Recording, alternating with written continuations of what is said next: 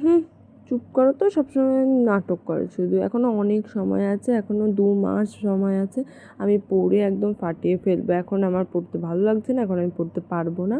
তো চুপ করে থাকো, ঠিক আছে?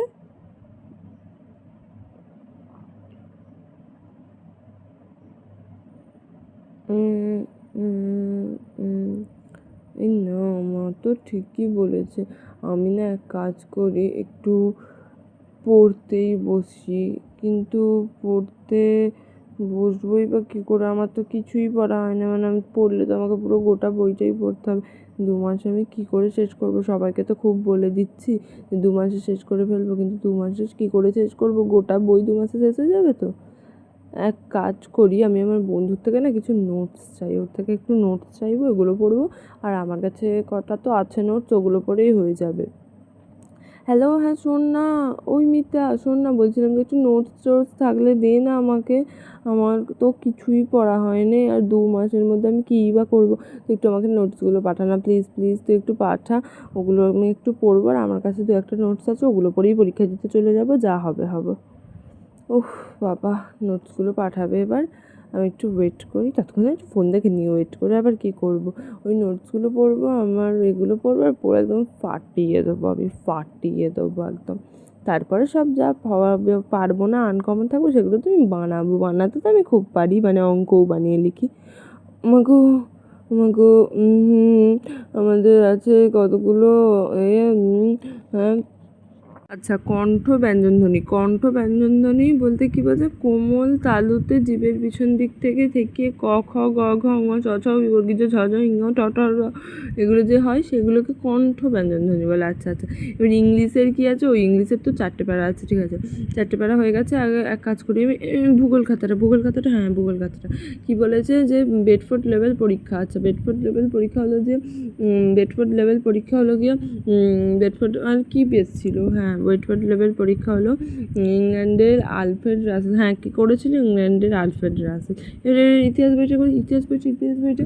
হ্যাঁ, নেপোলিয়নের যুদ্ধ কবে হয়েছিল? নেপোলিয়নের সময় কাকে বলে? 1804 থেকে 1808 খ্রিস্টাব্দ, না না 8 নয়, 1808 থেকে 1814 খ্রিস্টাব্দ পর্যন্ত সময়কালকে নেপোলিয়নের যুগ বলে। এবার এই নোটসটা একটু পড়ে নিই। জীবনবিজ্ঞানের সালোক সংশ্লেষ বলতে কী বোঝায়? আচ্ছা, সালোক সংশ্লেষ বলতে বোঝায় যে ক্লোরোফিলের সহায়তায় সূর্যালোকের উপস্থিতিতে যে হয় সেটাকে সালোক সংশ্লেষ বলে। এদিকে ভূগোলের আছে বেডফোর্ড লেভেল সালোক সংশ্লেষ। এই দুটো একটু প্রবলেম হচ্ছে, দুটো পড়ি ভালো করে। হ্যাঁ, সালোক সংশ্লেষ বলতে বোঝায়, উফ বাবা গো, পড়ে পড়ে আর পারিনি, ঘুম ধরে এলো, রাত 2টো বেজে গেছে, এখনো পড়েই যাচ্ছি বাবা। আমি তাহলে ঘুমোবো কখন? এখনও তো আমার 100 ঘন্টা পড়তে হবে। আমি এখন ঘুমোবো কখন? থাক বাবা, আজকের রাতটা না হয় ঘুমোবোই না, আজকে সারা রাতটা পড়েই ফেলি, অন্যদিন আবার ঘুমোবো। আমাকে তো ভালো নাম্বার পেতেই হবে মাধ্যমিকে, তার জন্য আমাকে প্রচুর পড়তে হবে। পড়ি আমি বাবা, পড়ি। কথা বলার সময় নষ্ট করে লাভ নেই কোনো। আমার মাথায় না আর পড়া ঢুকছে না, আমি কিন্তু এতক্ষণ ধরে পড়ে পড়ে হাঁপিয়ে গেছি। উফ, ভাল লাগে না, আমি এবার ঘুমোই। আচ্ছা, আমার বন্ধুরা যে সবাই এত ভয় পাচ্ছে, মাধ্যমিক পরীক্ষা কী হবে, এরা তো টেনশন নিচ্ছে কেন?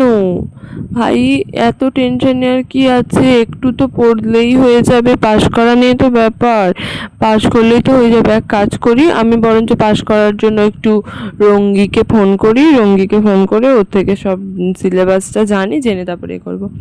হ্যাঁ বল, সিলেবাসটা বল। ও, গোটা বই হবে? আর আমি তো জানতাম যে ইয়ে 4-5টা লেসন পরীক্ষা হবে। গোটা বই পরীক্ষা হবে? মাধ্যমিকে গোটা বই পরীক্ষা হয়? এরা যে বলছে গোটা বই পরীক্ষা হবে, আমি কখন পড়বো? আর তো 1 মাস বাকি। 1 মাসে যদি আমি সারাদিনও পড়ি তাহলেও তো হবে না। তাহলে এক কাজ করি, আমি বরঞ্চ এখন পড়বোই না। কারণ এই 1 মাসে তো আমি সেই কিছু পড়তে পারবো না। সারা বছর যখন কিছু পড়িনি, নাটক করে বেরিয়েছি, তাহলে এই কটা দিনও নাটক করেই কাটিয়ে দিই।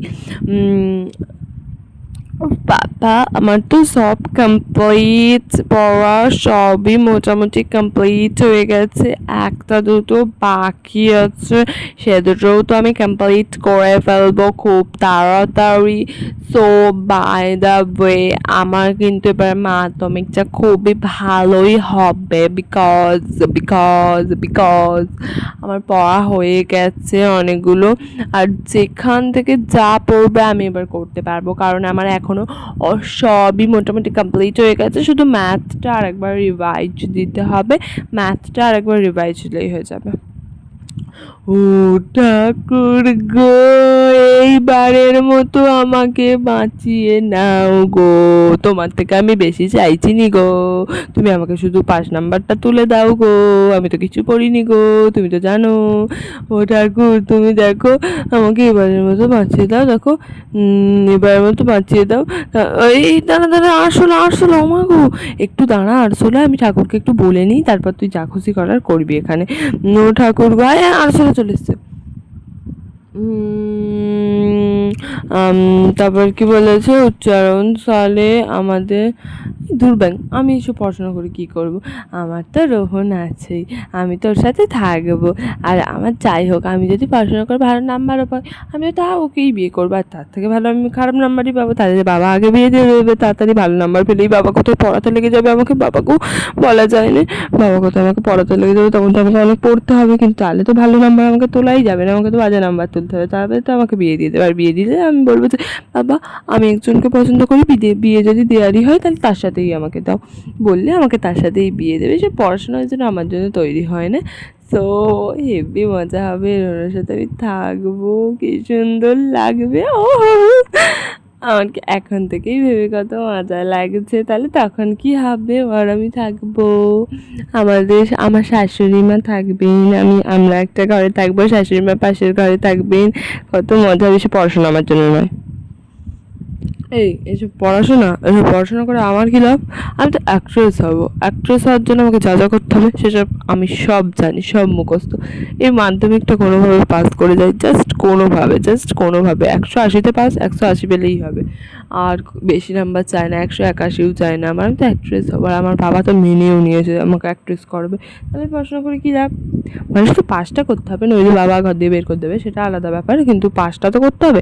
তাহলে আমি এক কাজ করি, আমি ভালো করে একটু অ্যাক্টিংগুলোই প্র্যাকটিস করি, একটু ডান্সগুলো প্র্যাকটিস করি, এইগুলোই তো শেখানো ধরবে, অডিশান দিতে গেলেও তো আমাকে প্রথমে অ্যাক্টিংই করতে হবে, সেখানে তার পড়াশোনা ধরবে না, বলবে মাধ্যমিকের প্রশ্নের উত্তর লেখো, সেই তো বলবে না, সেখানে আমাকে নাচতে হবে, একটু নাচগুলো একটু ভালো করে শিখে, এবার একটু কান্নার অ্যাক্টিং করি, হ্যাঁ কান্নার অ্যাক্টিংটাই তো বেশিরভাগ সবাইকে দেয়, আমাকেও যদি ওটাই দেয় আমি ওটাই একটু শিখে রাখি, এরকম যেন কিছু একটা হয়েছে, মা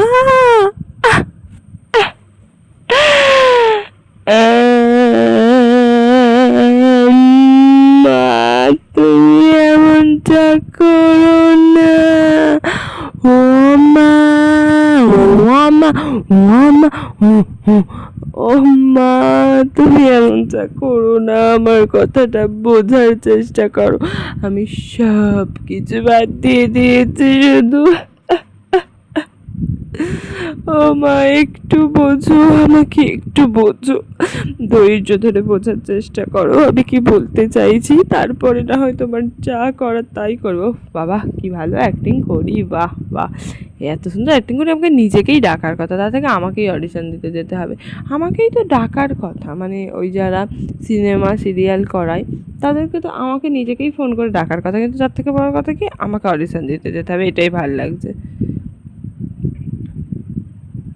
ভালো লাগে না, আমি এত ভালো করে অ্যাক্টিং প্র্যাকটিস করছি, আর আমাকে কিনা অডিশান দিতে যেতে হবে, বেশ আমাকে ডাকতো, কি সুন্দর বলতো তুমি চলে এসো, ফোন করে ডাকতো, কি মজাটাই না হতো, একটু এবার নাচ করি, ডান্সটা করি তো একটু, এই ডান্সটাও করতে পারছি না, ভাল লাগে না, আর একটু ভালো করে অ্যাক্টিংটা শিখে নেবো, এই বই ফই আমি হাত দিয়ে দেবো নি আর, বাবা গো এখনও কতগুলো আমাকে কি করতে হবে, বই দেখে দেখে লিখতে হবে কতগুলো, এই গোটা 2 পেজ যদি আমি ভর্তি করে লিখে নিই না, তাহলে আমাকে আর কেউ পাস করা থেকে আটকাতে পারবে না, কেউ না।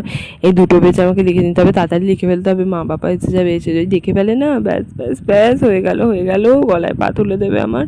তাড়াতাড়ি নিই বাবা, তাড়াতাড়ি লিখে নিই।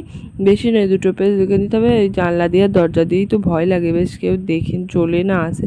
তাড়াতাড়ি করি বাবা, তাড়াতাড়ি করি। এগুলো ছিঁড়ে আমি 4টে করে নিই। অনেকগুলো করবো, আর করলে ব্যাস আমাকে পাস করা থেকে কেউ আটকাতে পারবে না।